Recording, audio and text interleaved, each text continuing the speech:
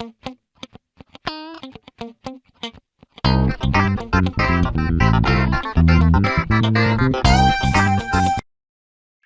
tenemos 62 participantes. Si les parece, damos inicio a la actividad del día de hoy.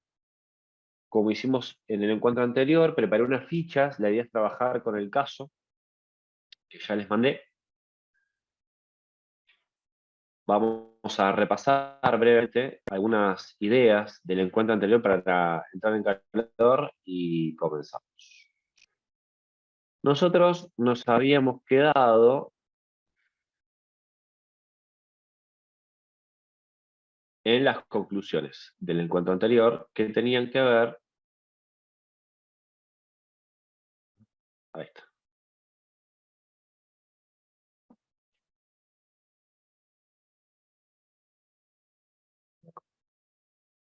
La herramienta. Ahí está. Entonces, nosotros nos quedamos en que la primera gran idea era que tomemos conciencia de que cuando nos enfrentamos a una causa penal teníamos que ser conscientes del contexto de transición en el cual nos íbamos a insertar como litigantes. Y este contexto de transición es el contexto de la reforma procesal penal, ¿no? Y esto tomaba la necesidad de que visibilicemos que cada modelo de enjuiciamiento, tanto el sistema inquisitorial o mixto, que es el que actualmente predomina en nuestro país, o el sistema acusatorio, tiene distintas prácticas que se asocian a uno u otro modelo de gestión de la conflictividad.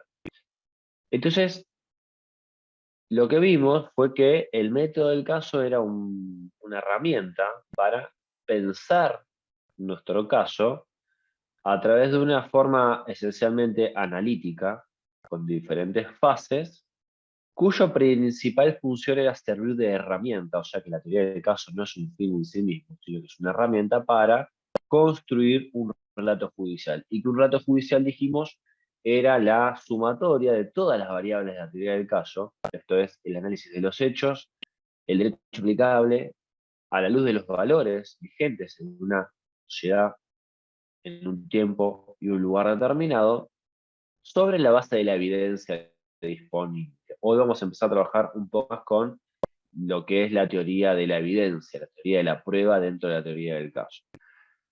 Y había dos distintos relatos que se podían construir. Uno es un relato basado en actas policiales.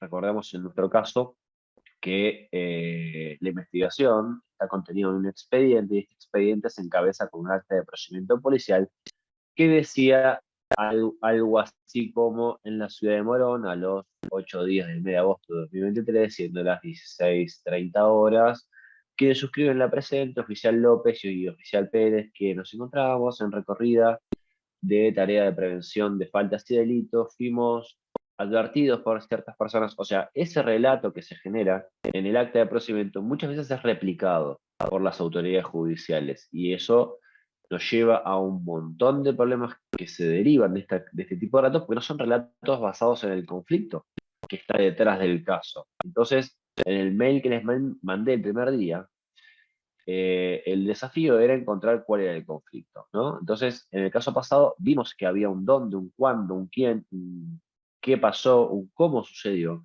y hasta habíamos podido determinar un por qué sucedió. ¿Qué fue lo que pasó? Ok, una persona, Matías, mató a otra persona llamada Leandro.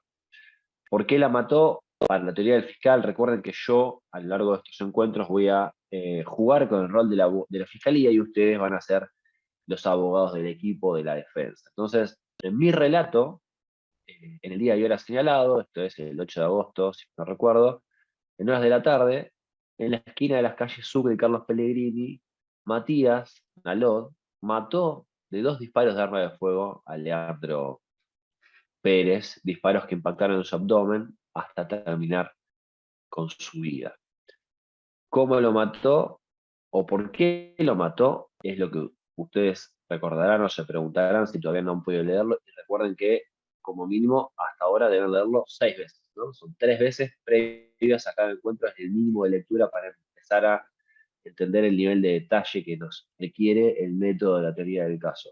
Lo mató por un conflicto previo, va a sostener la fiscalía, y este conflicto previo está asociado a una discusión en una cancha de fútbol, también del barrio. Evidentemente, todos son vecinos.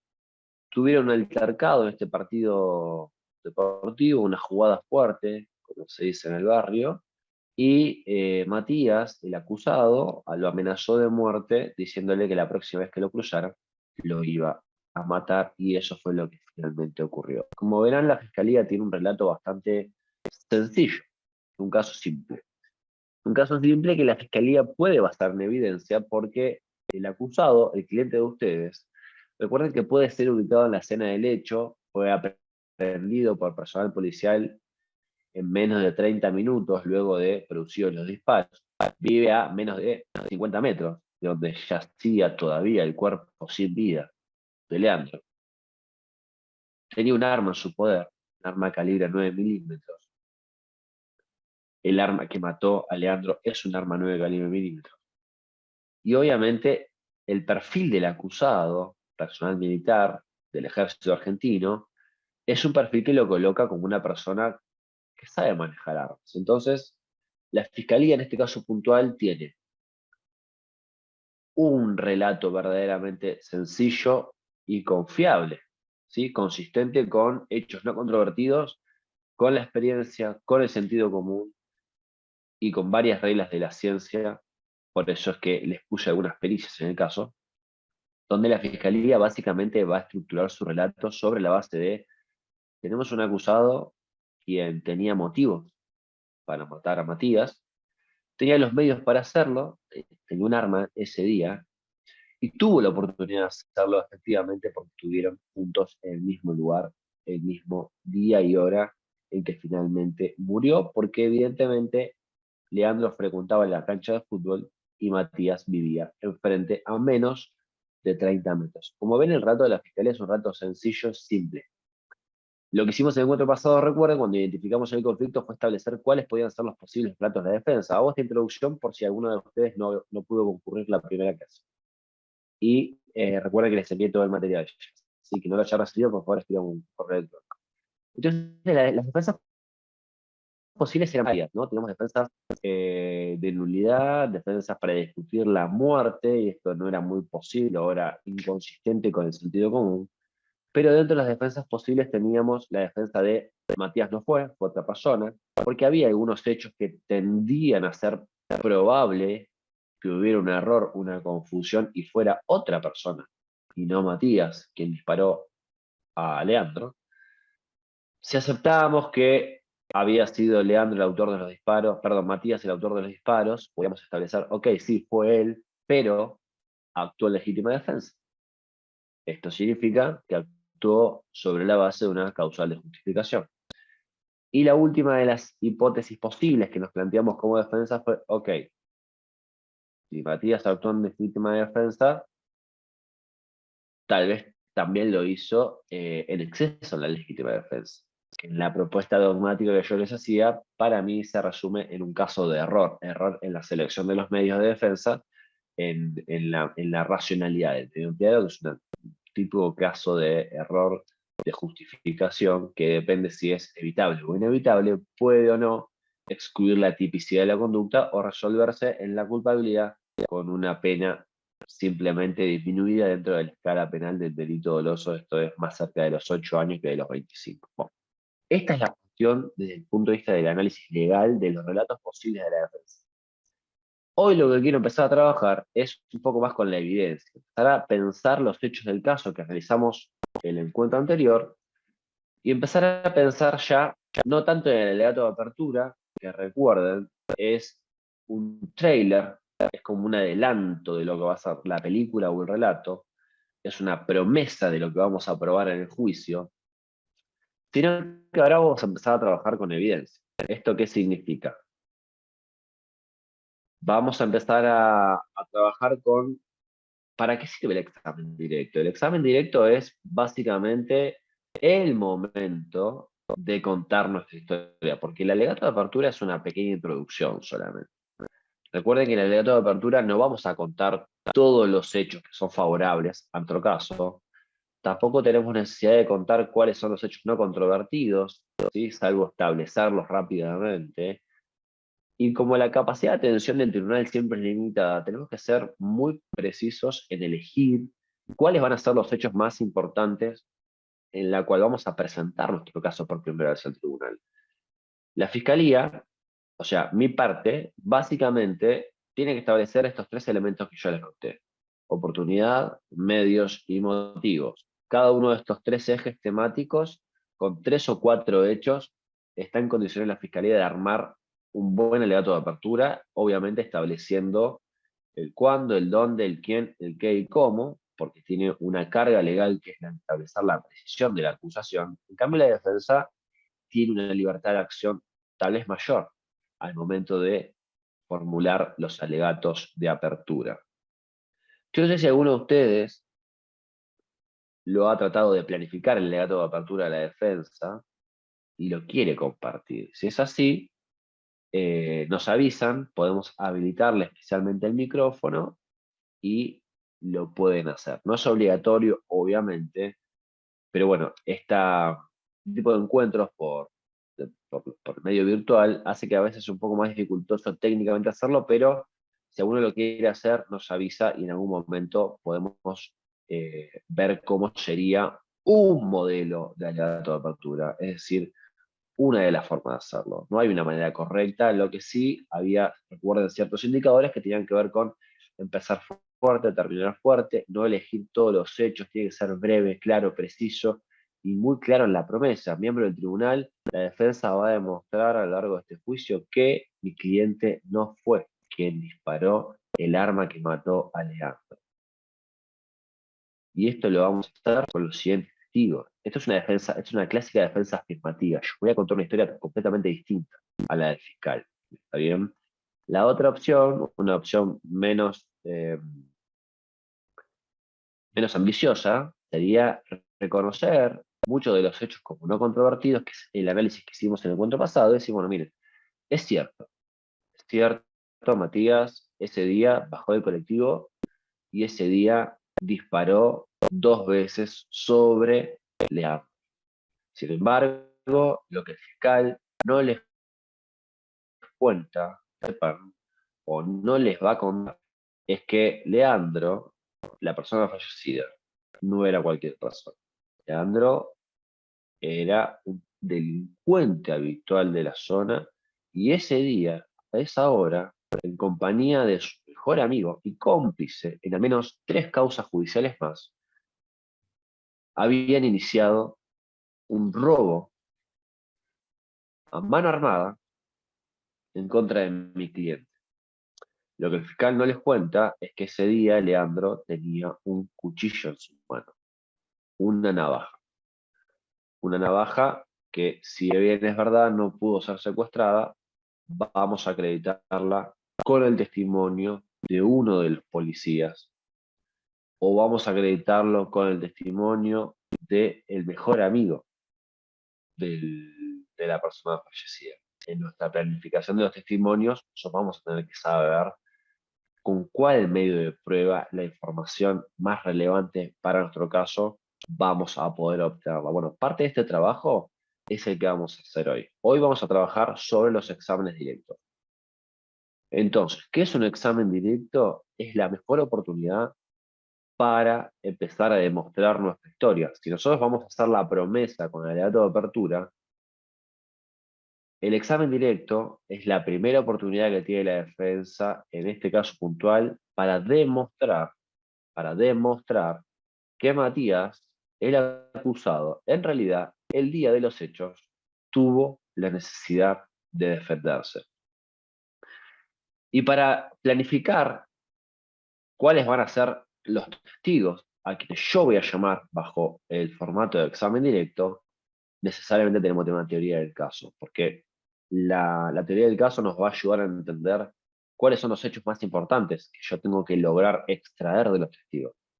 Si yo no tengo una teoría del caso, nunca voy a poder examinar a ningún testigo con sentido estratégico.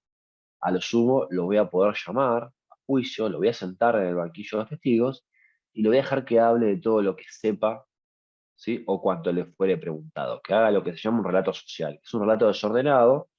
El relato social es un relato que el testigo dice lo que cree que es importante, sin ningún tipo de orden, habla de lo que quiere o de lo que puede, y donde no hay para nada ninguna planificación previa por parte del abogado de la defensa, en este caso ustedes. Entonces, la primera pregunta que se tienen que hacer al momento de pensar en cómo van a demostrar su historia, cómo van a contar su historia en el juicio, es pensar en qué testigos son los que contienen información que los van a ayudar a demostrar su caso. Una vez que identifican de toda la información que se trabajó en la teoría del caso, cuál es el medio de prueba que la contiene, tenemos que empezar a pensar cuál es el perfil de cada testigo, porque va a haber testigos que son amigables a nuestra historia y testigos que no son amigables a nuestra historia. Y esta es la explicación de por qué en el sistema acusatorio existe un examen directo y un contraexamen. Los testigos que son amigables a nuestra historia, los vamos a interrogar, los vamos a examinar bajo las reglas del examen directo, que es lo que vamos a ver hoy.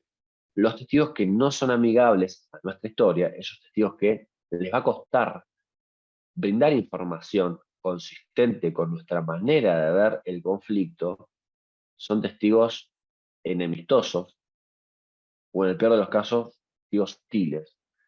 A estos testigos los vamos a examinar con otras herramientas, que son las herramientas del contraexamen de testigo, que es completamente distinto en la manera en que se ejecuta. ¿Sí? Son preguntas completamente diferentes la del contraexamen.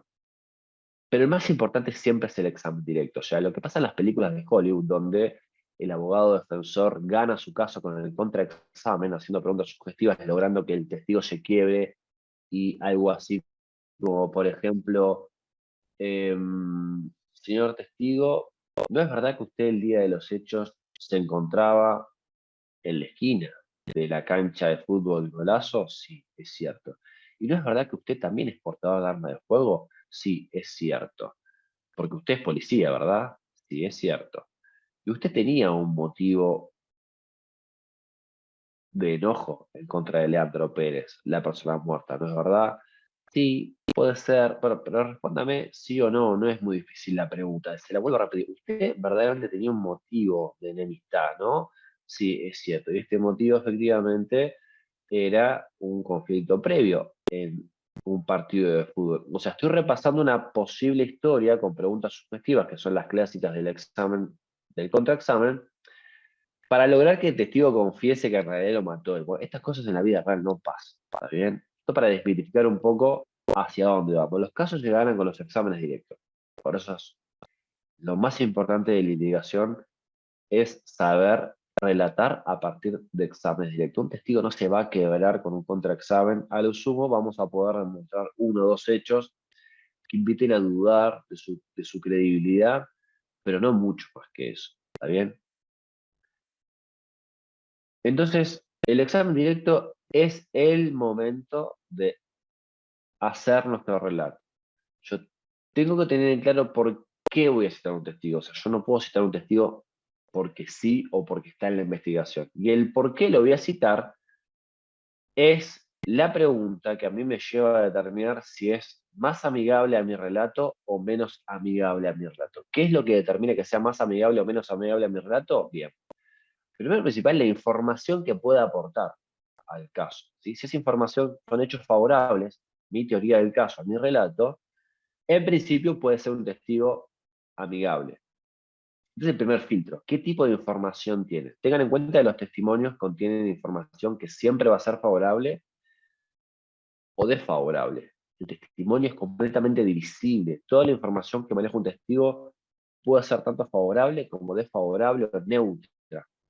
Entonces, este no es un análisis definitivo, ¿no? Yo tengo que pasar un segundo filtro para saber por qué voy a citar un testigo y tengo que pensar en el perfil del testigo, su historia de vida, su manera de pensar. O sea, de lo que sepa, tengo que tratar de entender cómo el testigo ve el mundo, las cosas, cuáles son sus valores, para en definitiva saber si su manera de pensar, sentir y actuar va a ser consistente con el relato que yo quiero brindar al tribunal y por ende se va a sentir mucho más cómodo en responder mis preguntas que a las preguntas, en este caso, de la otra parte. Si las dos respuestas son afirmativas, es decir, contiene información confiable, positiva a mi relato, y además es un testigo que por su perfil no debería sentirse amenazado, ni bajo ningún punto de vista intimidado por mi construcción de la historia, o sea, no siente ningún tipo de recelo en brindar información, ni ningún tipo de impedimento en hacerlo, este es un testigo que podemos citar bajo la regla del examen directo. Entonces, quien hace un examen directo es el que primero va a interrogar al testigo. En este caso, hay dos testigos, el policía y el mejor amigo de la persona fallecida. Después determinaremos más adelante, en la segunda hora, a cuál de los dos podemos citar bajo la regla del examen directo. Ustedes váyanlo pensando porque después les voy a hacer la encuesta como hicimos en el encuentro pasado. Ahora, ¿qué información quiero acreditar? O sea, yo ya sabiendo que hay un testigo que por el tipo de hechos y por su perfil no va a tener problemas y al contrario, va a empatizar con mi historia y por ende lo voy a llamar bajo la regla del examen directo. La segunda pregunta que nos debemos hacer en la planificación es, ok, ¿qué información quiero yo ahora ingresar al juicio a través de este medio de prueba? ¿Cuáles son los hechos concretos que con tal testigo yo quiero demostrar? 3. ¿Cuáles son mis objetivos? ¿Sí? Vamos a ver a lo largo de este encuentro que el examen directo tiene varios objetivos, entonces tengo que saber muy bien a dónde voy a apuntar con cada una de mis preguntas. 4.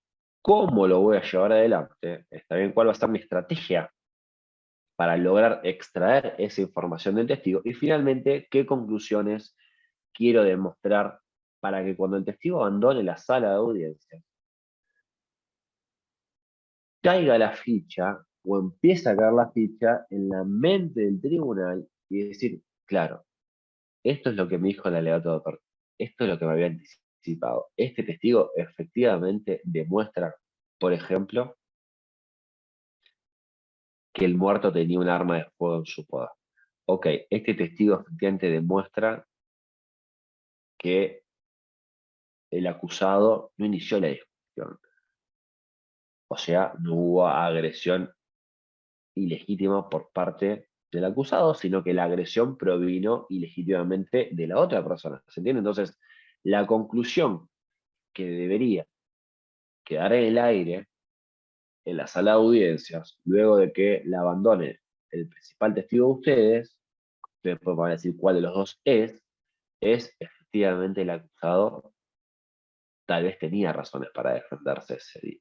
Entonces, este es el mayor dilema en la planificación del examen directo. ¿Cuáles son las conclusiones que quiero que queden en la sala de audiencias luego que el testigo abandona la sala?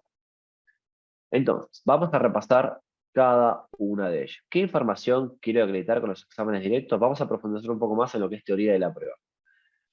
Yo tengo hechos no controvertidos, recuérdenlo, esto lo vimos en el cuento anterior, tengo hechos positivos, negativos y neutros. Esto ya lo vimos.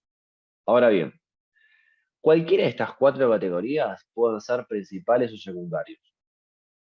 Hechos principales son los que se relacionan con el cuándo, el dónde, el quién, el qué y el cómo. O sea, son hechos que construyen o destruyen, ¿sí?, la imputación. Hechos secundarios, ¿cuáles son?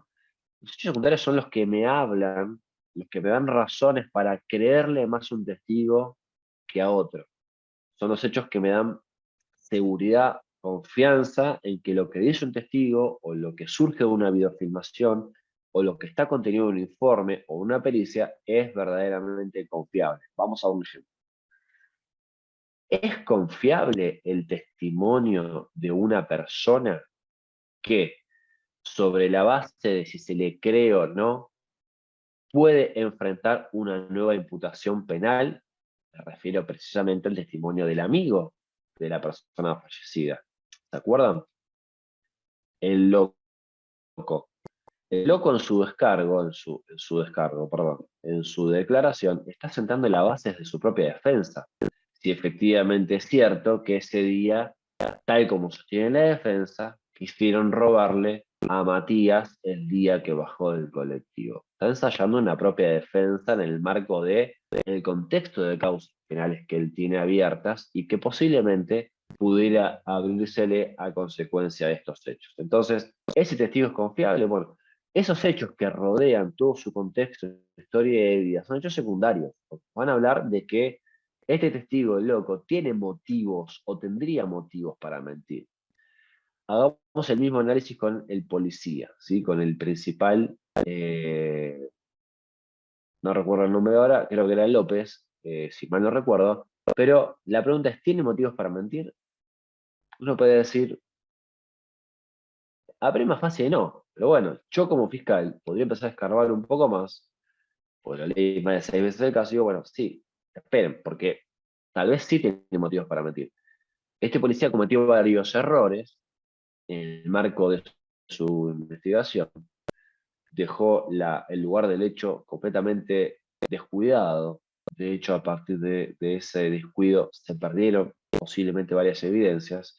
Y este policía está en una carrera para el ascenso, ¿no? Tal vez quiera encubrir con su declaración errores más graves, quiera disimularlos, quiera ocultarlos para no ver comprometida su carrera por el ascenso a un cargo jerárquico superior. Son posibles motivos por los cuales yo, fiscal, podría empezar a diseñar un contraexamen del policía si es que la defensa lo va a llamar bajo las reglas del examen directo. Entonces, hechos principales son los que hacen al relato, ¿sí? A la construcción del relato de la acusación o de la defensa. Hechos secundarios son aquellos que me permiten a mí darle mayor credibilidad a un medio de prueba o a otro. Por ejemplo, si estuviéramos hablando de cámaras de seguridad, ¿sí? Recuerden que hay 2 cámaras que filmaron el hecho, pero que no fueron habidas por negligencia de la fiscalía, aparentemente, o de la policía, no se sabe aún. Ok, ¿sabemos que hay 2 cámaras de seguridad? Sí, lo sabemos. ¿Están los originales? No, están perdidos. Ahora, ¿qué hubiera pasado si los videos sí estuvieran, pero no estuvieran los videos en material original sin editar? O sea, si no hubieran sido descargados directamente de la computadora, sí, que es el servidor conectado a la cámara de seguridad. ¿Nosotros podríamos confiar ciegamente en una videograbación que es una captura de pantalla de un celular a 45 grados, cuando lo que queremos determinar es si Leandro tenía o no una navaja en su poder? Y la verdad que no. O sea, una filmación bajo esas condiciones, hechos secundarios, o sea, no es el original, filmada a 45 grados lateral, tal vez con reflejo en la pantalla, hacen que esa videograbación no sea muy, pero casi nada confiable. A los fines de poder determinarse a través de la videofilmación, se puede ver si Leandro, la persona muerta, tenía el día del hecho un arma blanca en una de sus manos. Lo mismo pasa con las pericias. Ustedes van a tener en el caso al menos 2 pericias, una pericia de autopsia y una pericia balística, donde la primera pregunta que se van a tener que hacer es, ok, ¿estas pericias cumplieron los protocolos que exige la ciencia, ¿sí? Y específicamente las ciencias forenses, y más precisamente la criminalística, y específicamente la balística?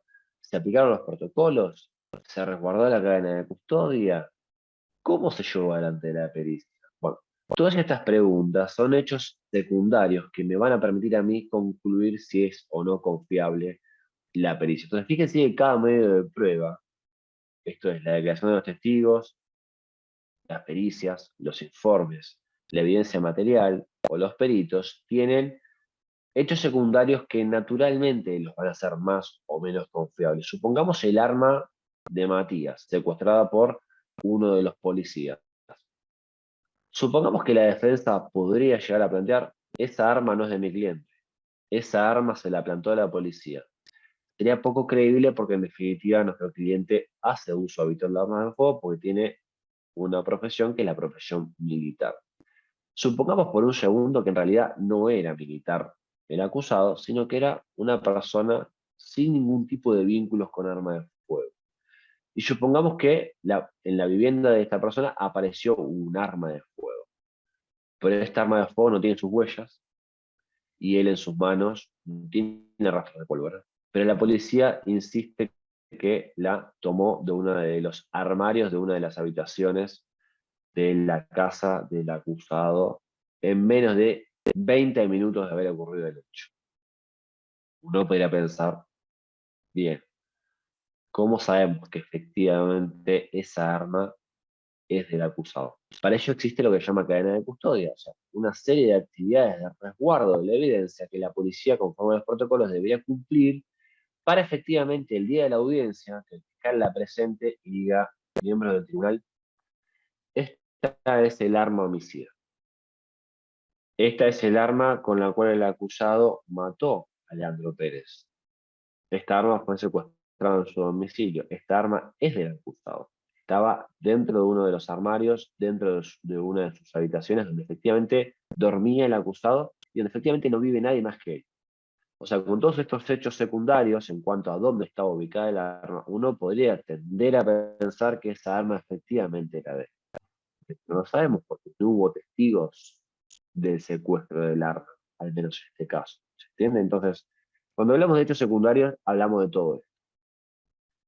La segunda clasificación que ustedes tienen que empezar a pensar cuando analizan los hechos de cara a la planificación del examen directo son el tipo de hecho. El tipo de hecho sirve como evidencia afirmativa, de refutación, explicativa, emocional o de credibilidad. Entonces, vamos a trabajar un poco en los hechos del caso para entenderlo. Bajo el rol de la fiscalía, mi rol, el hecho de que al acusado se le haya secuestrado un arma de fuego es una evidencia afirmativa para mi relato. Afirma mi relato, lo hace más creíble. ¿Se entiende? El hecho de que hayan tenido una discusión previa 2 semanas antes, que incluía una amenaza de muerte, además de ser evidencia afirmativa, es evidencia explicativa. Explica por qué el acusado mató a Leandro Pérez. Yo cuando presento a Leandro Pérez, la persona fallecida, como fiscal, acuérdense que el alegato de apertura es una gran oportunidad para humanizar a las partes. Yo tendría que pensar si efectivamente voy a adelantar la debilidad que tiene que ver con el perfil criminal de la persona muerta, porque si yo no lo adelanto, no digo nada y permito que la defensa lo introduzca, ese ingreso de información va a tener un potencial dañino mucho mayor a que yo diga, miren, la defensa les va a venir a explicar quién era la persona fallecida, y es verdad, era una persona que había tomado malas decisiones en su vida, de hecho había sido condenado en varias oportunidades por la comisión de delitos, pero sin embargo, hasta una persona que viola la ley puede ser víctima de un delito. Entonces yo este relato lo tengo que construir con mis exámenes directos, como yo tendría que tratar de presentar algún testigo, tal vez un familiar, un testimonio de concepto, que me permita explicar, humanizar un poco más y lograr un vínculo emocional del tribunal con la persona fallecida que le quite un poco el estigma, ¿sí?, de haber sido un infractor de la ley penal en varias oportunidades. Y la evidencia de credibilidad es básicamente los hechos secundarios. Yo tengo evidencia que refuerza otra evidencia, tengo hechos que refuerzan otros hechos. Donde, por ejemplo, yo puedo decir, bien, yo quiero construir la credibilidad de los dichos de uno de los testigos y para ello utilizo los dichos de otro testigo. Yo refuerzo la credibilidad de los dichos, por ejemplo, del policía, de donde surge que 2 personas habrían querido robarle a un tipo que bajó del colectivo, y para ello utilizo información que surge de otros tramos del testimonio del policía, donde, por ejemplo, en un momento lo detiene al loco, al amigo de Leandro, y básicamente el loco tiene una actitud bastante evasiva respecto del personal policial, distinto a lo que pretende explicar o hacerle creer a la fiscalía de que en realidad había salido a buscar ayuda para su amigo que todavía estaba tendido en el suelo, ¿no? Entonces, yo bajo ese punto de vista, con el testimonio del policía, digo, bueno, a ver, oficial, ¿cuál fue la conducta que asumió esta persona al momento en que usted lo interceptó minutos después de arribar al lugar. Bueno, esta persona, en realidad, lejos de querer detenerse, pretendió darse a la fuga. Bueno, perdóname, ¿qué quiere decir con darse a la fuga? Bueno, en realidad cuando nos vio, puso cara así como media de sorpresa, porque se dio cuenta que éramos policías y bueno, cruzó la calle, mirando así para el costado, como mirándonos a ver qué hacíamos nosotros, y cuando vio que bajamos del auto, empezó a correr disparando. Bien, ¿hacia dónde corrió? Entonces, estos serían hechos, ¿sí?, de credibilidad que reforzarían la hipótesis acerca de que dos personas habían intentado robarle a un masculino cuando descendió del colectivo, que era la primera versión que la policía recibió de al menos 5 jóvenes en la puerta de la cancha de fútbol. La tercera clasificación que ustedes tienen que tener en cuenta al momento de construir sus exámenes directos es acerca de que hay evidencia directa y evidencia indirecta. La evidencia directa es aquella que tiene una sola conexión entre el hecho que yo pretendo probar, ¿sí?, y la conclusión. Ahora les voy a explicar esto. En cambio, la evidencia indirecta, la evidencia indiciaria, la evidencia circunstancial, es aquella que yo tengo que conectar varios hechos, ¿sí?, varios indicios, debo unirlos a través de cadenas de inferencias para permitirme una conclusión. Vamos a ver un ejemplo. Acá. Rápidamente me adelanto a las conclusiones, pero es para que entiendan a qué me refiero con una conexión o varias conexiones. Yo tengo un hecho probado, ¿sí? Y si estoy hablando de evidencia directa, significa que si yo le creo a ese testigo o a ese medio de prueba, yo puedo llegar a la conclusión. Por ejemplo, un testigo presencial. En este caso no tenemos testigos presenciales y que avalen la versión de la defensa. Por eso es un caso difícil para que ustedes construyan, porque no hay testigos presenciales que digan efectivamente dos tipos quisieron robarle a Matías. Esto tenemos que construirlo a través de muchos indicios. Bien. A la inversa, yo como fiscal, mi testigo directo es el amigo de la víctima. Digo, bueno, es un testigo presencial. Si yo logro como fiscal que el tribunal le crea al loco, le crea de que no tiene motivo para mentir y crea que está diciendo la verdad, yo el hecho o el punto lo tengo ganado. En cambio ustedes, al contrario, tienen que construir con los testimonios mucha evidencia indirecta porque no hay ningún testigo presencial. De hecho, las únicas videofilmaciones que podía haber en la zona y que le podían traer luz a la investigación fueron perdidas por negligencia de la Fiscalía. Entonces, ustedes tienen que atar pequeños hechos, ¿sí?, pequeños indicios para tratar de reconstruir lo que se ya pasó. Por ejemplo, la persona fallecida es un criminal con al menos 3 causas penales. Primer hecho, de su perfil de oída. 2, en su historia criminal atacaba a sus víctimas en la vía pública en compañía de una o más personas. En este caso, estaba en compañía de otra persona. Estas personas que acompañaban habitualmente a la persona fallecida son Agustín Urso y su mejor amigo el Loco. Efectivamente, ese día la persona fallecida estaba en compañía del Loco. En una de las causas que tienen, fueron condenados por el delito de robo agravado por uso de armas. Efectivamente, el día de los hechos, Leandro Pérez, la persona fallecida, tenía un arma. Leandro Pérez tenía una navaja consigo. ¿Entienden? Entonces, ustedes van a empezar a sumar cada uno de estos hechos, los van a conectar uno con uno para concluir efectivamente el día de los hechos. Leandro Pérez y su cómplice habitual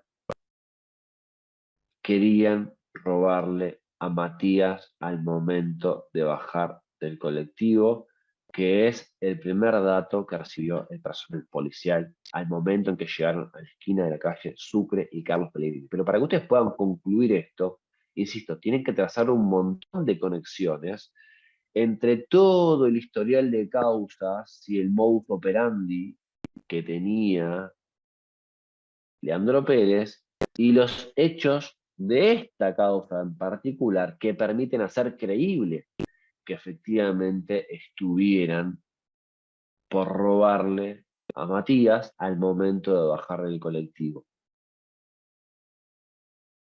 ¿Cuáles son los principales objetivos, ¿sí?, para realizar un examen directo? En primer lugar, acreditar al testigo. Esto es, tengo que darle buenas razones al tribunal con mis preguntas para que crea que esta persona es digna de confianza. Segundo objetivo, acreditar el testimonio. Lo que diga el testigo tiene que ser siempre consistente con la ciencia, la experiencia y el sentido común. Un testigo no va a poder decir que efectivamente desafía la ley de gravedad y que a partir de sus poderes, sus capacidades supernaturales, vio algo que ningún otro ser humano está en condiciones de ver. Un testigo no puede decir yo vi lo que sucedió a más de 200 metros de mi casa. Un testigo no puede decir yo me sobrelevé y desde 150 metros pude ver hacia dónde se dio fuga a un sospechoso. O sea, evidentemente ese testimonio no es creíble, más allá de que la persona en sí sea súper creíble. O sea, los hechos que dice el testigo van en contra de la ciencia, la experiencia o el sentido común. Entonces, a lo largo de mis preguntas, yo tengo que intentar también acreditar el testimonio. O sea, que lo que está diciendo, además de él o ella ser una persona creíble, íntegra, digna de confianza sobre la base de lo que hace, a qué se dedica, de qué trabaja, su experiencia de vida, su experiencia vital, su ausencia de interés en el caso, sus relaciones o ausencia de relaciones con las partes, yo tengo que demostrar que lo que dice es consistente, insisto, con la ciencia, la experiencia y el sentido común. El tercer objetivo es acreditar mis hechos favorables a mi relato, mis hechos positivos, mi evidencia afirmativa.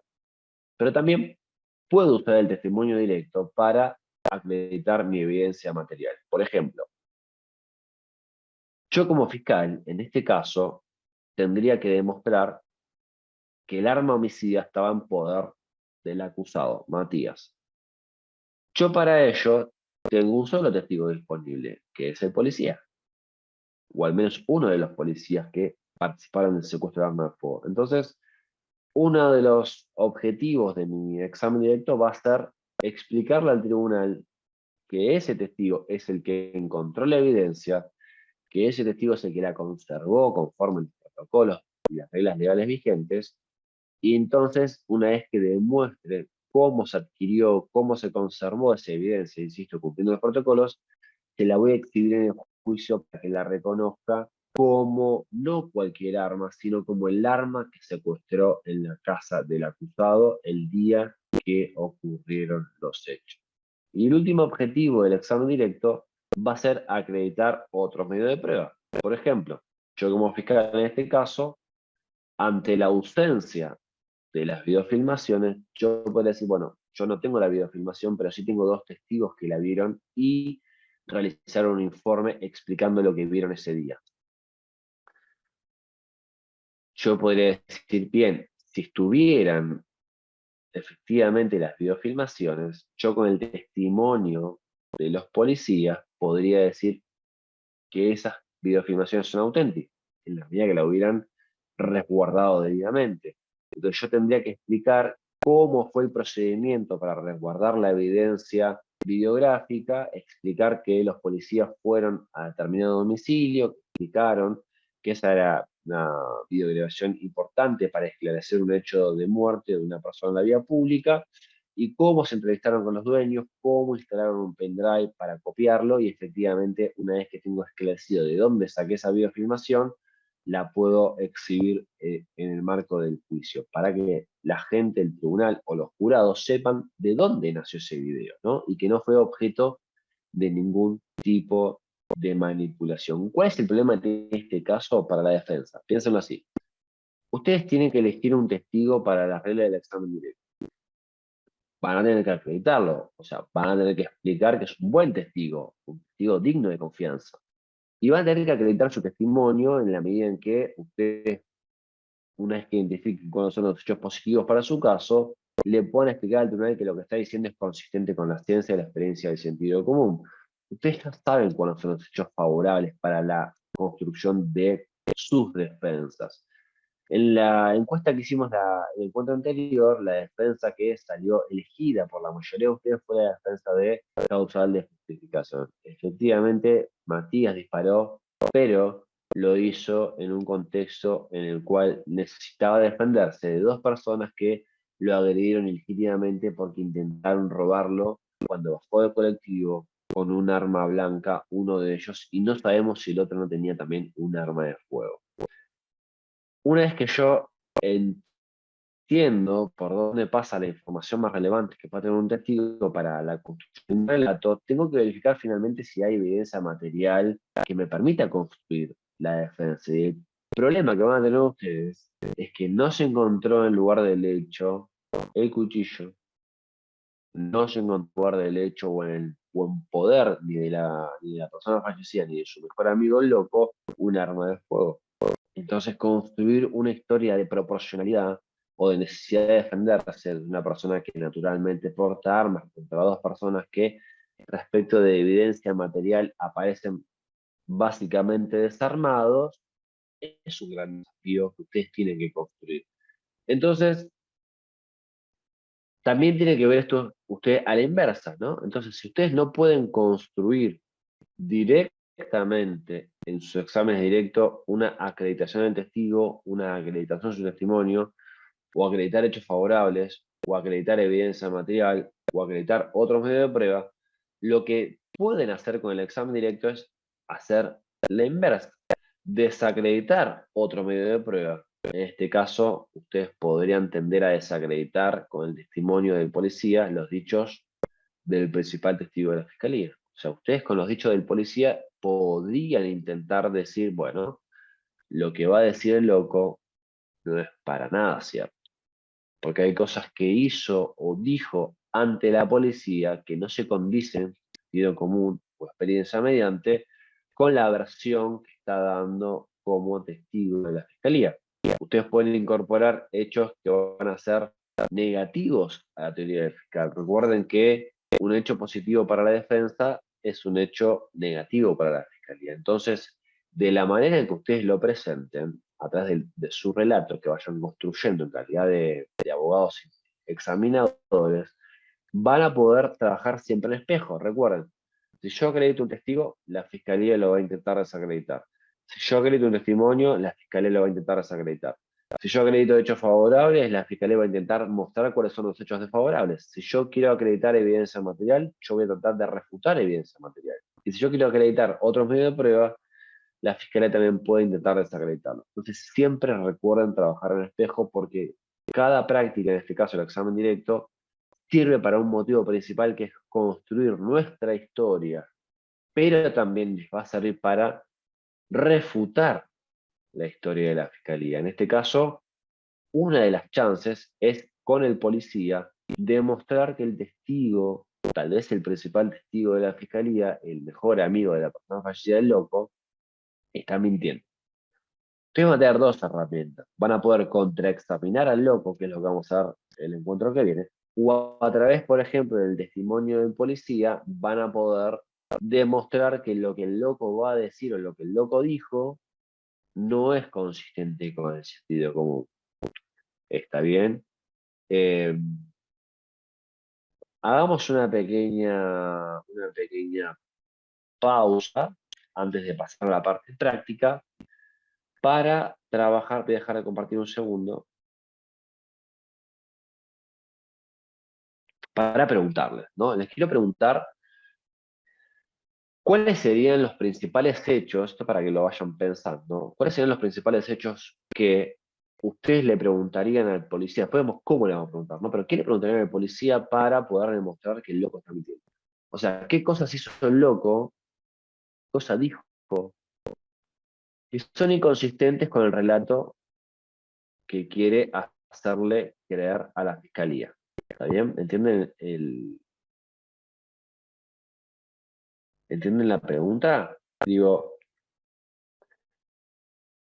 ¿qué no es consistente de la versión de me fui corriendo del lugar del hecho para buscar ayuda para mi mejor amigo que estaba tendido en el suelo con dos disparos de arma de fuego en el abdomen. Piénsenlo, tómense si quieren 2, 3 minutos, para decir, bueno, a ver, suponiendo que hubiera sido cierto que el loco salió a buscar ayuda para Leandro, en realidad tendría que haber hecho otra cosa, no lo que hizo, ¿se entiende? Entonces, piénsenlo, a ver quién se anima a recordar algún detalle, pues acá ya estamos trabajando a nivel detalle, ¿eh? Cuando uno planifica exámenes directos, tiene que tener una conciencia del caso que es muy, pero muy, muy precisa. Bien, si cuando lo vio es verdad que salió corriendo, exactamente, o sea, si efectivamente el loco quería ayudar a su mejor amigo, cuando ve a la policía, debería haberle pedido ayuda, ¿o no? Muy bien, Melanie. Dos, el tema del celular. Si es verdad que tenía un celular, ¿por qué no llamó a la policía? ¿O no? Recuerden el motivo que dio para estar fuera de su domicilio, porque recuerden el perfil del testigo. Es un testigo con un perfil muy interesante para ustedes contraexaminarlo en el encuentro que viene. Es un tipo que estaba con prisión domiciliaria, que no puede estar en la calle, y que básicamente da una explicación de por qué está en la calle que choca un poco con lo que hizo ese día. ¿Está bien? Bien, acá Claudia afirma lo mismo. Si tiene un celular, ¿por qué no llamó a la policía? Bien, lo mismo Juliana.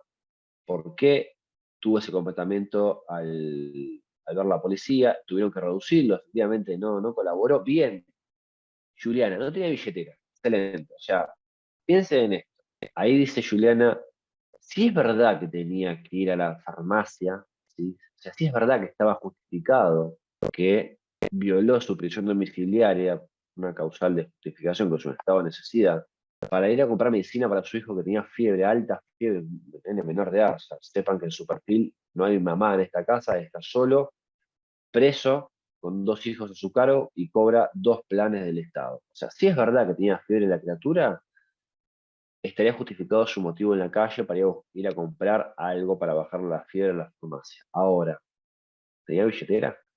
¿Tenía dinero para comprarle? Esas son buenas preguntas que ustedes le pueden hacer al policía.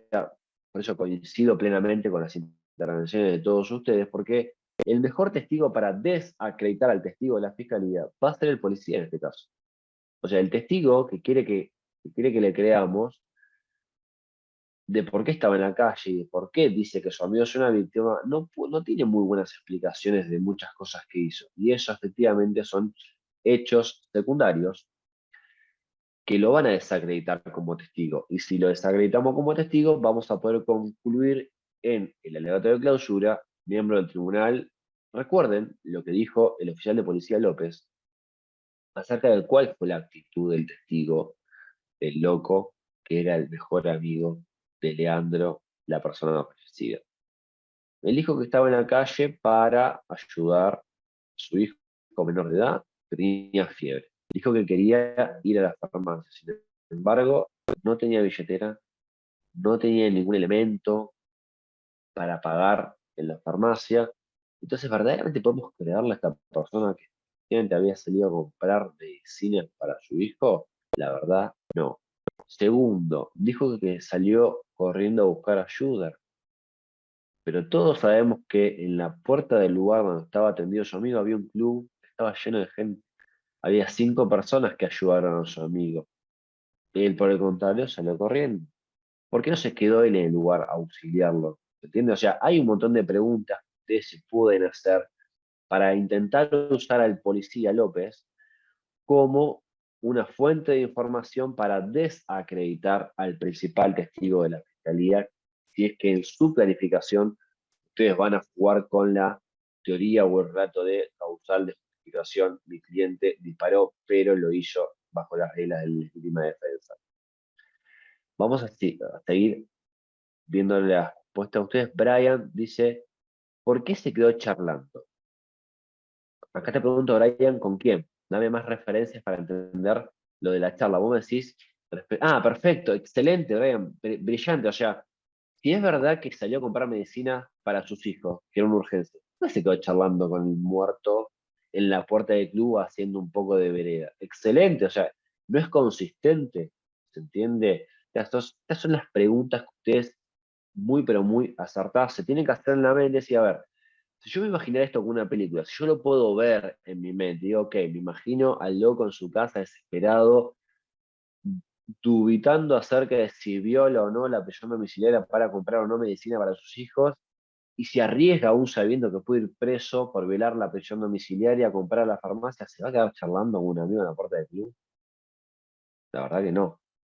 Debería haber ido corriendo a la farmacia y volver, eventualmente. Debería haber ido a la comisaría a decir, perdóneme, pero necesito comprar, me llevan por favor, necesito su urgencia. O sea, podría haber tomado 4 o 5 decisiones distintas, a menos quedarse en la esquina del club hablando con un fulano, ¿sí? Mientras comía una naranja, supuestamente su mejor amigo. Lo mismo, Hernán, al momento del arresto no contaba con billetera y celular. Si la policía, si vio a la policía, ¿por qué no le pidió ayuda? Agrega Vanessa. Excelente. Iba a comprar, no tenía dinero. Bien, perfecto. A ver qué dice Francisco. Es verdad que al encontrarse con Chucky, este último estaba pelando una naranja con una navaja. Bien. Bueno, esta ya es una pregunta que habría que hacérsela en el contraexamen. ¿Sí? Acá lo que queremos saber es qué le podemos preguntar al policía, o sea, qué conoce el policía, ¿sí? Que puede desacreditar al otro testigo. Bueno, bien. Estas últimas preguntas que ustedes muy bien hicieron, Hernán, Francisco eh, y, y Javier, son preguntas que las vamos a pensar ya para el contraexamen, porque son preguntas que las vamos a hacer directamente al testigo el loco, ¿sí? Ahora estamos planificando qué preguntas le podemos hacer al policía, sí, que hasta ahora parece el más amigable para construir nuestro relato, como para intentar ir desacreditando, ¿sí? A el testigo de la fiscalía, que efectivamente es su testigo presencial, que va a ser el loco. Bueno, vamos a retomar la presentación y quiero pasar ahora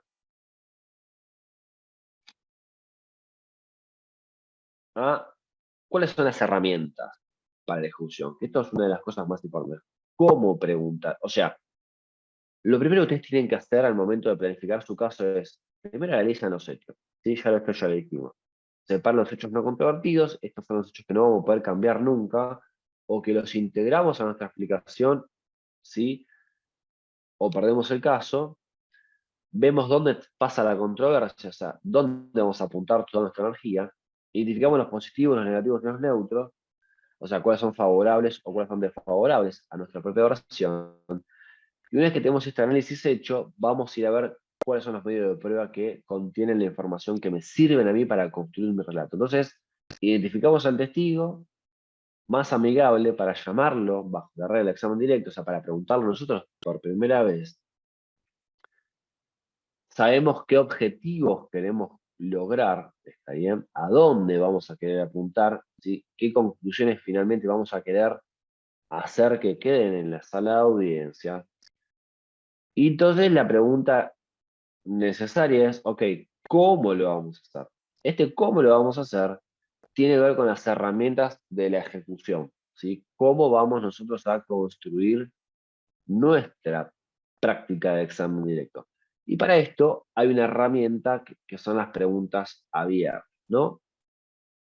Básicamente hay 4 tipos de preguntas para las reglas de la litigación penal. La primera es la pregunta narrativa, ¿no? La pregunta narrativa es la pregunta más abierta de todas y se relaciona más con el sistema mixto o inquisitorial. Esto es el clásico, bueno, díganos cuanto sepa acerca de lo que ocurrió el día de los hechos. O dígame usted qué hizo el día de los hechos. Dígame usted qué vio el día de los hechos. Bueno, yo ese día me levanté, me tomé unos mates, nada, vi la tele un rato, y bueno, estuve con mis hijos como hasta las 10, después, nada, me llamó por teléfono mi prima, ¿se entiende? O sea, no es una pregunta estratégica darle al testigo el control acerca de todo lo que tiene que decir, porque el testigo no sabe cuál es el conflicto del caso. Entonces, la pregunta narrativa es darle todo el control al testigo. Y lo que tenemos que tratar de lograr, acuérdense, para concluir un relato es tener el control de todo lo que sucede en la sala de audiencias. Entonces, nosotros vamos a hacerle preguntas abiertas al testigo. ¿Por qué? Porque queremos que la información nazca de él. Yo no podría preguntarle al testigo, bajo la regla del examen directo, a ver, señor testigo, dígame, ¿es verdad que el acusado que está ahí sentado al lado del abogado fue quien mató sin ningún tipo de motivo a su mejor amigo de 2 disparos de arma de fuego en su abdomen? Yo no podría hacer esa pregunta. Esa pregunta sería claramente objetable bajo la regla del examen directo, porque en definitiva quien está introduciendo la información soy yo. El testigo podría decir, sí, doctor, es verdad.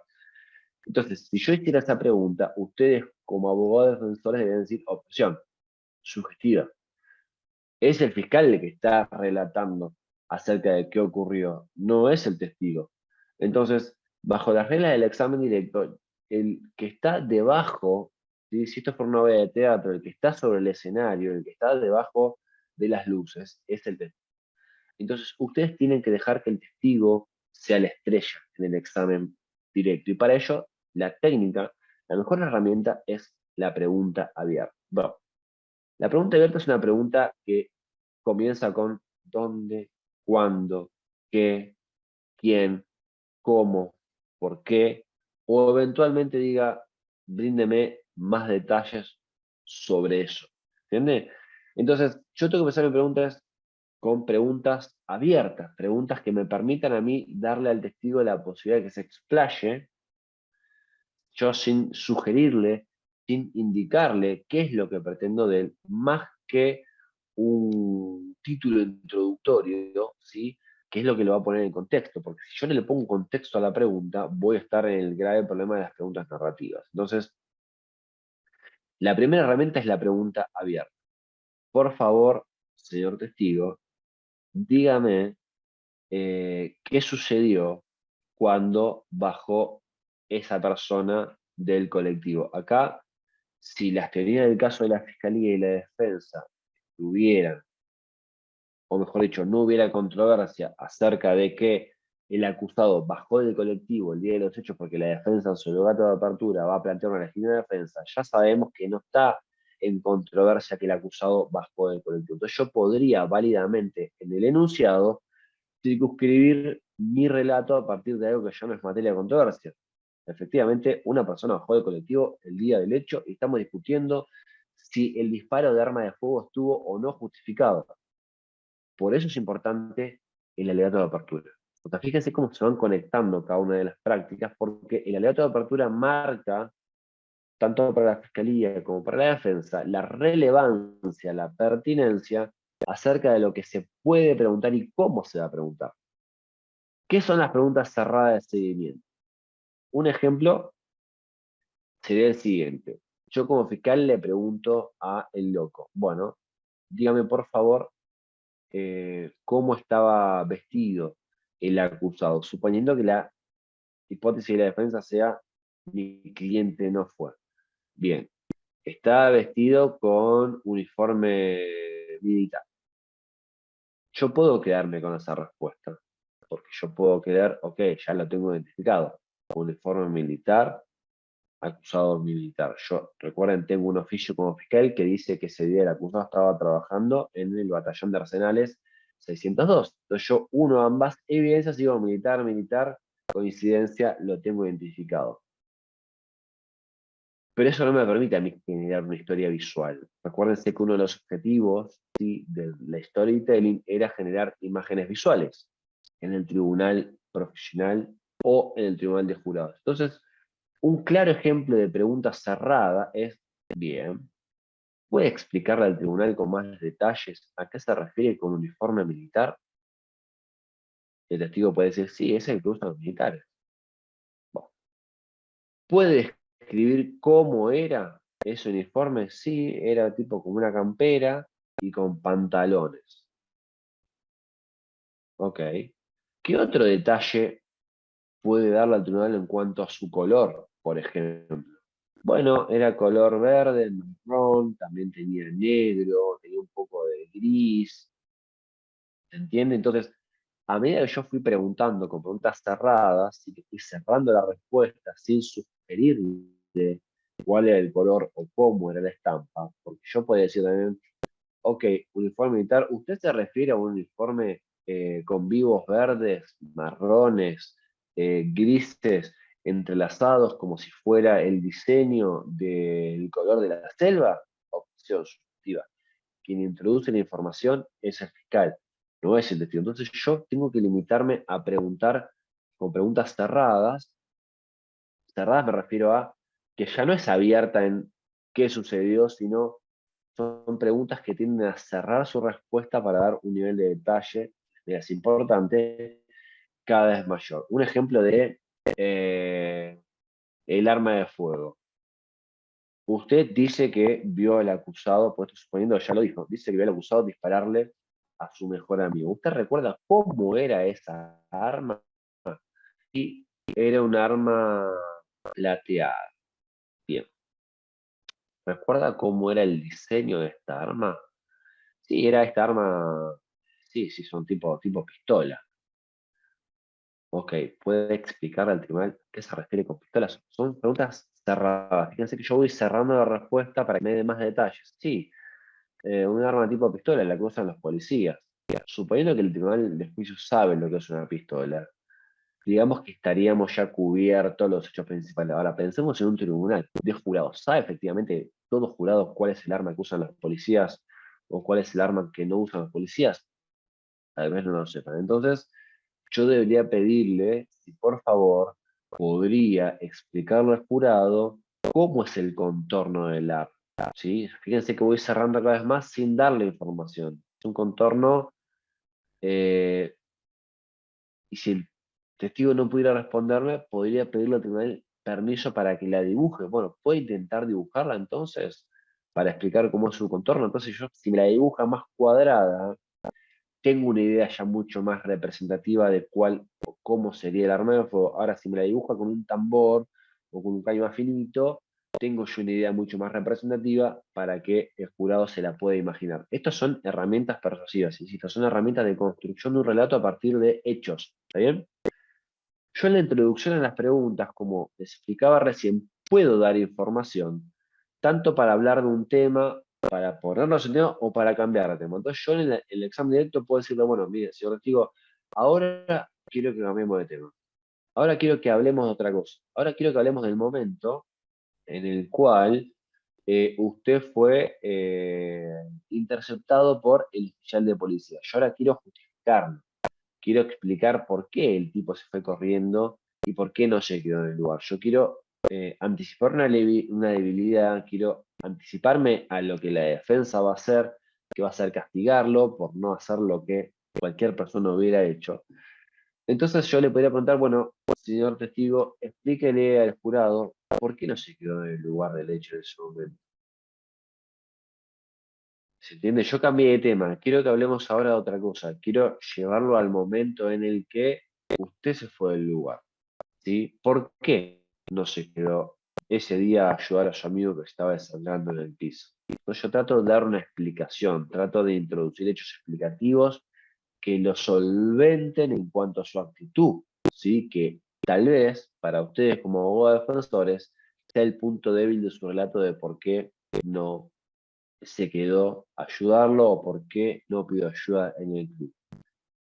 Los exámenes directos se preparan, ¿está bien? Pero preparar bajo las reglas de la investigación no significa decirle al testigo lo que tiene que decir. O sea, no significa meterle la información antes y decirle, mira, yo te iba a preguntar tal cosa, vos tenés que decirte la otra. Eso es un delito, ¿sí? Esto es inducir a mentir o participar de una estafa procesal, básicamente. Yo como abogado, tanto de la Fiscalía como de la Defensa, tengo la necesidad de preparar a mis testigos bajo el examen directo, porque, insisto, son testigos amigables a mi versión, que no va a tener ningún tipo de problema en juntarse conmigo, en planificar una declaración donde yo básicamente los voy a preparar explicándoles cómo es el proceso para que declaren, qué derechos tienen como testigo, a dónde los van a trasladar, cuánto tiempo va a demorar su declaración, qué les va a decir el tribunal, esto para que no se asusten, para que puedan ir seguros y tranquilos y puedan dar las mejores respuestas posibles. Y también vamos a preguntarles acerca de,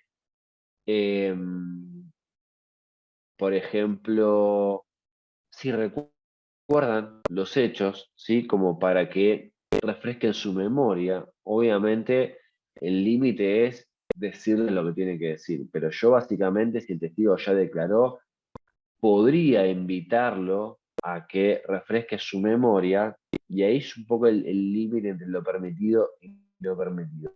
En mi opinión, repasar su testimonio antes del juicio no está prohibido, pero bueno, ahí van a tener un gris, van a encontrar diversas opiniones de distintos autores acerca de si exhibir una declaración previa al testigo antes del juicio implica prepararlos ilegalmente o no, porque el tema es que una de las preguntas de la defensa va a ser o tiene que ser si previamente le fue dicho lo que tiene que decir. O sea, si yo estoy desconfiando de que el testigo fue preparado ilícitamente, una de mis líneas de desacreditación va a ser si alguien le dijo lo que tenía que decir antes del juicio. ¿Está bien? Es una planificación.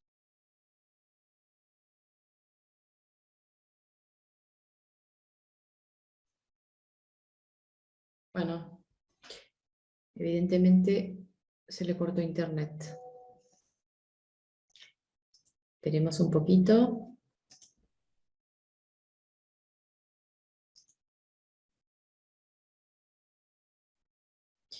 Sí, sí, estamos todos. El que se cortó es el video del profe. A ver. Lo veo en línea todavía, no se fue. Ahora sí se fue. Parece que no está.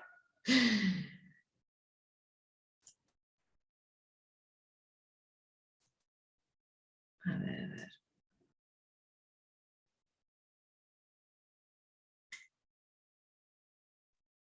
Ahí estás, Tomás. Ahí está, se Sí, cortó. Ya me pasó lo mismo sí. en la clase pasada. Tengo un micro cortes de Fivertel. A ver, dígame si se ve la pantalla, por favor.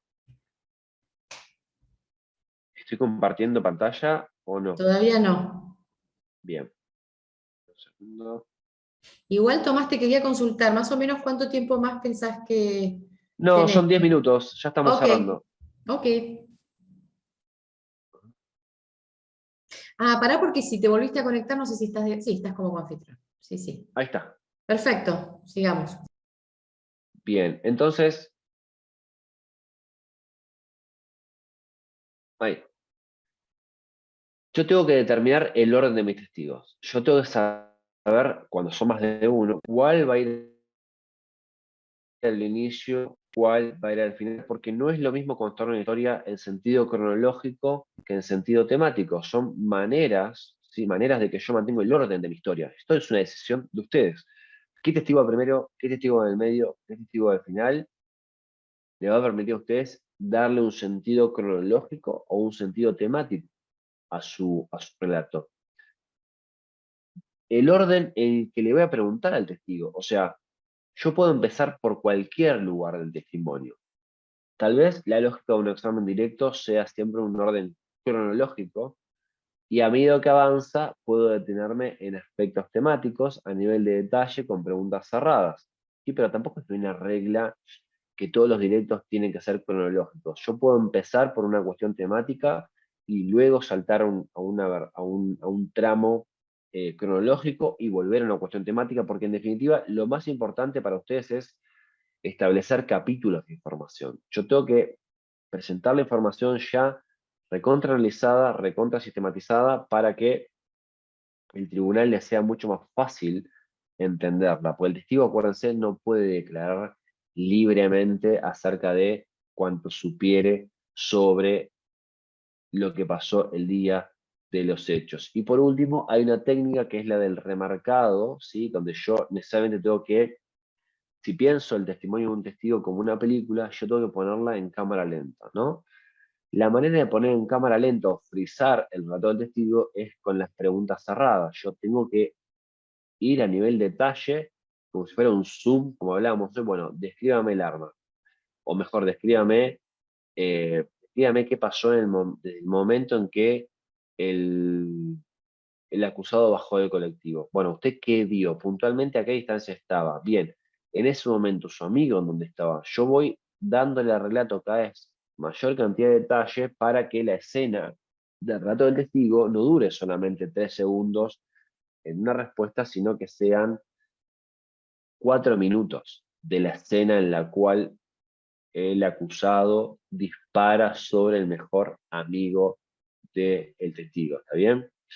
Esto es muy, pero muy importante porque mayor cantidad de tiempo mantengo la información en el aire, mayor posibilidad le doy al tribunal de que construya una imagen visual de lo ocurrido. Al revés, ustedes como abogados defensores deberían explicarle al tribunal con su examen directo el momento en el cual, si decide que declare su cliente en el juicio, que con lujo de detalles diga cómo fue la agresión que sufrió con el cuchillo que tenía la persona fallecida en su poder, cómo lo abordaron, dónde estaba uno, dónde estaba el otro, qué le dijeron, a qué distancia, cómo se sintió, qué es lo que pensó. De ese modo yo voy generando una serie de detalles que le van a permitir al tribunal entender y ponerse en los zapatos del cliente de ustedes, porque acuérdense que no hay testigos presenciales, por ende necesariamente su cliente va a tener que declarar en este caso, y luego la declaración de su cliente la voy a tener que solventar con hechos tan contenidos en el examen directo del policía, en el mejor de los casos, con hechos que le voy a poder sacar al mejor amigo de la persona fallecida y con hechos que van a estar contenidos en las distintas pericias y los distintos informes. Esto de las conclusiones, ya lo anticipé, tiene que ver con cómo yo a partir de un hecho construyo una conclusión y acá la conclusión que tiene que salir luego de que se vaya su cliente o de que se vaya el personal policial, si ustedes lo eligen como testigo directo, es efectivamente Matías el día de los hechos tuvo la necesidad de defenderse.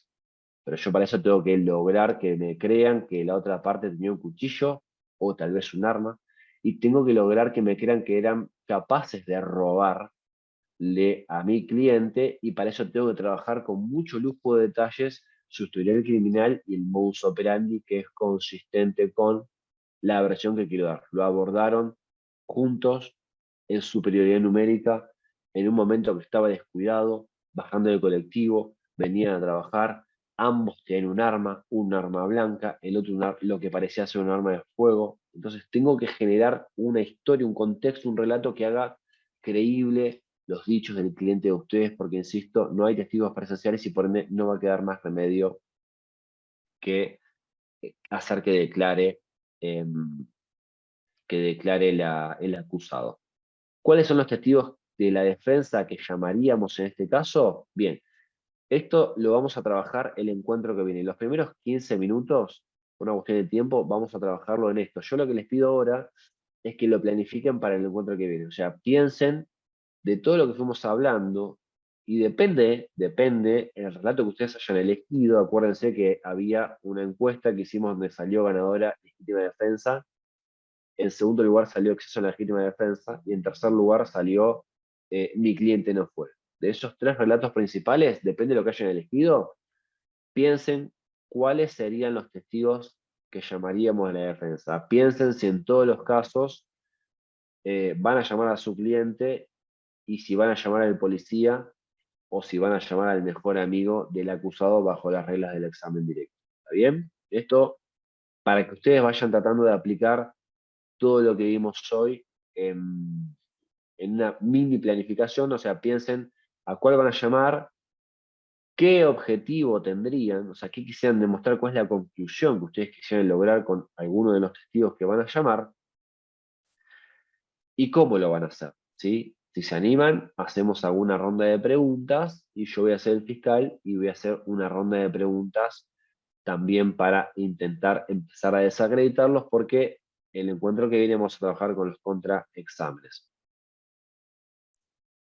Por último, el último tema del encuentro de hoy es cómo refrescar la memoria de un testigo.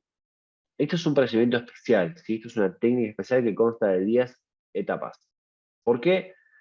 Porque es normal que después de una investigación, un testigo no se acuerde lo que pasó, y más en Argentina, donde un juicio tal vez con suerte se realice luego de 3 años. de que ocurrió el hecho. Tal vez alguno de ustedes no se acuerde qué pasó la semana pasada. Yo soy una de esas personas. Yo a veces no me acuerdo de lo que hice hace 4 días con nivel de detalle. Y esto es lógico porque la mente humana funciona como cualquier otro medio de prueba. Con el paso del tiempo pierde confiabilidad porque el proceso de incorporación de datos a la mente, su resguardo y su recuperación, que es lo que se llama evocación del recuerdo, es un proceso que está sujeto a un montón de errores propios de la psicología o de la psicología del testimonio más precisamente, que pueden dar lugar a lo que se llaman falsas memorias o falsos recuerdos o al olvido, ¿sí? Entonces, es natural, según la experiencia, el sentido común, que una persona no se acuerde con lujo de detalles todo lo que vio, escuchó o tomó conocimiento de un conflicto. Entonces, es admitido, según la regla de procedimiento acusatorio adversarial, que a un testigo, bajo la regla del examen directo, le podamos mostrar lo que declaró previamente en la investigación, en la fiscalía o en la comisaría, para que ayudarlo a recordar aquello que eh, queremos que ingrese como información en el juicio. Entonces, lo primero que tienen que hacer, el primer paso es confirmar que el testigo no se acuerda. O sea, yo tengo que volver a preguntarle una, dos, tres veces, tratando de modificar la pregunta hasta lograr que el testigo responda, no, la verdad que no me acuerdo. O sea, si ustedes logran el no me acuerdo o una respuesta similar al no me acuerdo, están en condiciones de legitimar la necesidad de ir a buscar el registro de la declaración que se tomó seguramente el día del hecho, o 2 días, o 3, 4, o un mes después del hecho, donde el testigo seguramente tenía mucha mejor memoria de la que tiene hoy, 4 años en el juicio. Entonces, la herramienta sería algo así como, permítame volver a preguntarle sobre este tema, y ahí cambia el enfoque de la pregunta, ¿sí? Para no volver a hacer la misma, sino para que el testigo darle como herramientas para intentar recordar. Si fuera este el caso, ¿no? Y yo soy el fiscal y yo quisiera, eh, para mí fuera muy importante, ¿no? La descripción del arma de fuego, que es el ejemplo que yo les decía hoy, sí, bueno, mire, testigo, yo necesito que usted le pueda describir al tribunal cómo era el arma de fuego. Y yo veo que el testigo no me responde, o está dubitativo, o me quiere dar otra información que no es la que yo vi. Mira, permítame interrumpirlo, yo preciso que le dé detalles de cómo es la estructura de esta arma, ¿sí? ¿Cuál es su contorno, por ejemplo? ¿Sí? Y yo veo que sigue dando vueltas y me responde algo así, mire, ¿cuál es el color? Yo trato de rodear y no irme del tema arma de fuego porque veo, para mí, mi planificación, arma de fuego es importante, yo tengo que lograr que el testigo me diga, mire, doctor, la verdad, no me acuerdo de ningún detalle del arma. Una vez que ustedes tienen el no recuerdo, no me acuerdo, o no estoy en condiciones de responder ese tipo de preguntas, a cualquier formato de preguntas que ustedes los haga demostrar que podría ser útil, porque esta es la primera requisito, que podría ser útil volver sobre una declaración previa que ustedes ya saben que existe, porque son las declaraciones con las cuales planificaron, ¿sí? Las preguntas que le iban a hacer durante el juicio, lograron el primer objetivo. Entonces, no le digan directamente, ¿quiere que le remuestre su declaración previa para refrescar la memoria? No. Traten de que el testigo lo recuerde, traten de preguntarle con preguntas cerradas de distintas maneras la mayor cantidad de detalles para que haga memoria. Dos, recién ahí le preguntan si hubo declaraciones previas, porque piensen que el tribunal no necesariamente sabe que hay una declaración previa, y si es un jurado, directamente no sabe que hubo declaraciones previas. Piensen que el jurado es la primera vez que escucha todo el caso con el testimonio que el testigo está dando en el juicio. Entonces, usted le va a preguntar, bien, usted dice que no recuerda, pero usted ya declaró antes de este juicio. Bien. Cuando ustedes hagan este tipo de preguntas, van a tener una libertad mucho mayor para hacer preguntas sugestivas. Fíjense que acá yo estoy introduciendo la información y acá los códigos de procedimiento y la práctica de los tribunales admiten sin ningún tipo de problemas las preguntas sugestivas, así que háganlas sin miedo y sin ningún tipo de problema. Usted ya había declarado antes de este juicio, usted ya declaró previamente, ¿no es verdad? Sí, bien. Una vez que obtiene del testigo la confirmación de que efectivamente ya había declarado previamente, lo que tiene que hacer es acreditar esa declaración. Tiene que preguntarle dónde fue tomada, cuándo, ante quién, sobre qué temas, cómo se realizó esa declaración, porque esta es la manera de acreditar que la declaración previa es confiable. Esta declaración fue ante la fiscalía, ¿no? Ok. O fue ante la comisaría. Depende del tipo de pregunta. Digo, no, ante la fiscalía fue, ok, ¿fue ante la comisaría? Sí, fue ante la comisaría. ¿Y esta declaración en qué momento la hizo? La hice el día del hecho. Bien, o sea, 1 o 2 horas después, imagino, ¿no? Ok, en la comisaría primera de Morón, recuerda la que está en la calle Mitre, por ejemplo. Sí, creo que sí, bien. Y la hizo ante un oficial de policía, ¿no? Bien, sí, es verdad, fue un oficial de policía. Y el oficial de policía le explicó que era importante, que recordaba todos los detalles para poder esclarecer el hecho. No, la verdad que no me dijo tanto, pero sí me dijo que me quede tranquilo, que haga memoria y que le iba a tomar toda la información que me preguntase. Ok. Antes de firmarla, ¿usted la leyó o se la leyeron? Sí, sí, yo la leí y antes de firmarla la leí. Bien. Entonces usted la firmó antes de irse a la sí, la firmé, me tomaron el DNI y la firmé. Una vez que ustedes logran construir todos los detalles de cómo se tomó la declaración previa, le van a preguntar si su exhibición de este documento donde él volcó la información lo ayudaría a responder las respuestas que hasta ahora no pudo responder. Entonces, la pregunta sería algo así como, si yo le exhibiera esta declaración, ¿le ayudaría a responder mi pregunta? Sí, creo que sí, obviamente. Me preguntaron sobre estos temas. Yo creo que sí, podría ser de ayuda. Bien, ahí van a pasar recién a la fase 5, donde le van a pedir permiso al tribunal para exhibirle al testigo la declaración. Con permiso, su señoría quisiera exhibir al testigo la declaración que está marcada por la defensa como la declaración hecha ante la policía el día 15 de agosto del año 2023. Obviamente ustedes no la van a empezar a buscar en el momento, esto lo tiene que tener ya recontra separado, planificado, identificado con cada testigo que declare, tienen que tener a mano en una carpeta, en un folio, todas sus declaraciones previas por si en algún momento se olvida y tiene que ser el rescate a exhibírsela para ayudarlo a rescatar la memoria. Entonces, si el tribunal hace lugar a este pedido, ustedes se van a parar y van a pasar a la fase 6. Se la van a exhibir al fiscal. Señor fiscal, esta es la declaración que quiero exhibir al testigo. Se la muestran. Yo como fiscal la miraría y si es verdad que es la declaración hecha ante la policía, pues yo también las conozco todas con lujo de detalle, me leí el caso como mínimo 10 veces. Antes del juicio, sí, sí, no hay problema. Proceder. Se van a acercar al estrado del tribunal, van a pasar, ahí veo que hay un error de numeración, estado veces de 6 porque le de una para que le dé 10, le van a pasar al 7, se la van a exhibir al testigo y le van a pedir que reconozca el documento que le van a mostrar. Señor testigo, mire este documento atentamente e indique al tribunal si lo reconoce. El testigo lo va a mirar y decir, sí, está mi nombre, es la fecha, creo que es mi declaración hecha ante la policía. Si el testigo no lo reconoce, ustedes lo llevan, bueno, dígame qué fecha tiene. Miren, lea el tercer renglón y dígame dónde fue tomada.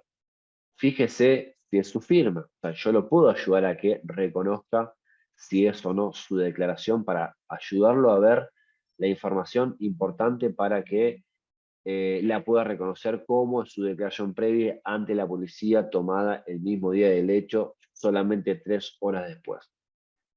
Una vez que el testigo la reconoce, yo le voy a pedir que la lea en voz baja, que la lea para sí. ¿Por qué? Porque yo quiero ser persuasivo y no quiero que el testigo lea algo. Yo quiero que el testigo lo diga con palabras. Entonces, lo más recomendable es que el testigo lo lea para sí. Digo, bueno, léalo tranquilo, refresque su memoria y luego me entrega nuevamente su declaración. El testigo lo va a leer para sí. Una vez que termina, yo le voy a retirar la declaración. Estamos en la fase nueva. Bueno, permítame su declaración previa. Gracias. Me voy a alejar para darle otra vez principal brillo escénico al testigo. Me puedo parar, me puedo sentar, puedo apoyar la declaración en el banco para dejarlo que termine de internalizar todo lo que leyó. Y ahora la fase 10 es, bueno, ahora sí. Quiero volver a preguntarle sobre cómo era el arma de fuego. ¿Usted la puede describir ahora? Sí, el arma era de tal color, de tal formato.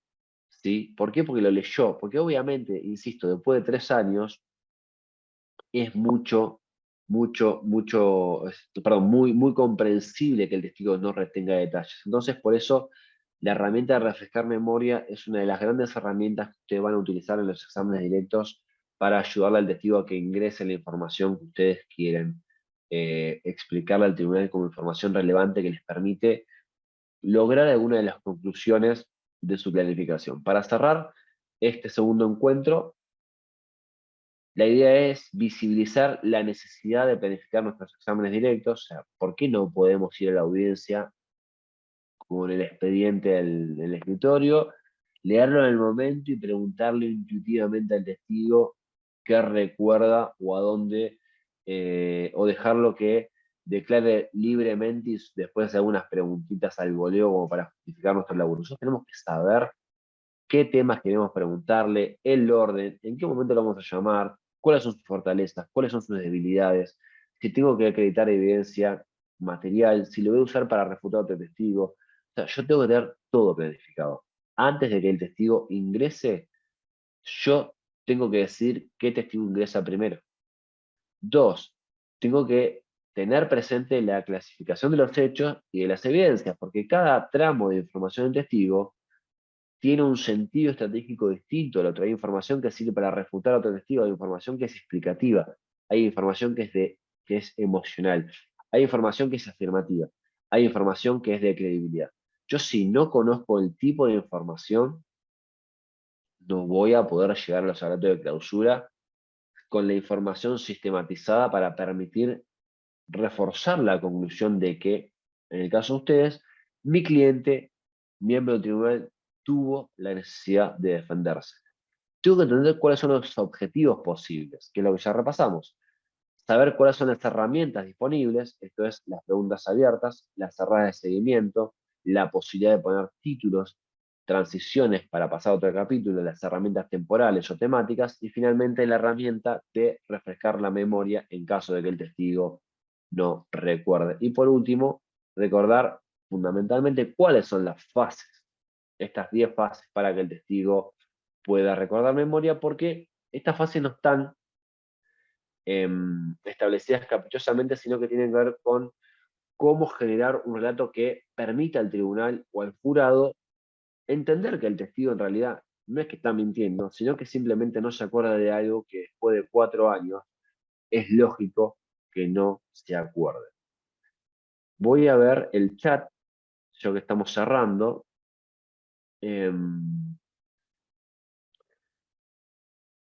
Bueno, acá hay algunos mensajes de agradecimiento. No, para mí el agradecimiento es hacia ustedes por estar acá nuevamente compartiendo su tiempo conmigo. Entonces, recuerden, para el encuentro que viene, la idea es que planifiquen y elijan quiénes va a ser su testigo. Yo igual se los voy a mandar por mail, como hicimos la vez pasada, con algunos tips para que lo puedan realizar. Y si quiere alguno de ustedes se anima y lo hacemos juntos.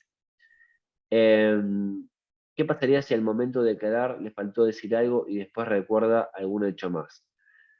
Esto sería básicamente lo mismo. Yo podría en algún momento volver a mostrarle su declaración. O sea, yo cada vez que hice un procedimiento de declaración previa pierdo credibilidad, ¿no? O sea, no lo van a hacer con cualquier hecho. Yo sí efectivamente quiero que el testigo vea su declaración previa es porque es un hecho decisivo. Si se olvida de detalles, los dejo, porque esto le resta credibilidad, porque el testigo ya no está declarando espontáneamente, sino que está leyendo algo, va a aparecer guionado. Entonces, usen solamente la declaración previa cuando es información muy, pero muy importante. Después veo otra pregunta, sí, son 4 clases, si la próxima se clase el 28, efectivamente, el cronograma está en el Power que les voy a mandar hoy, la última fecha es la fecha próxima.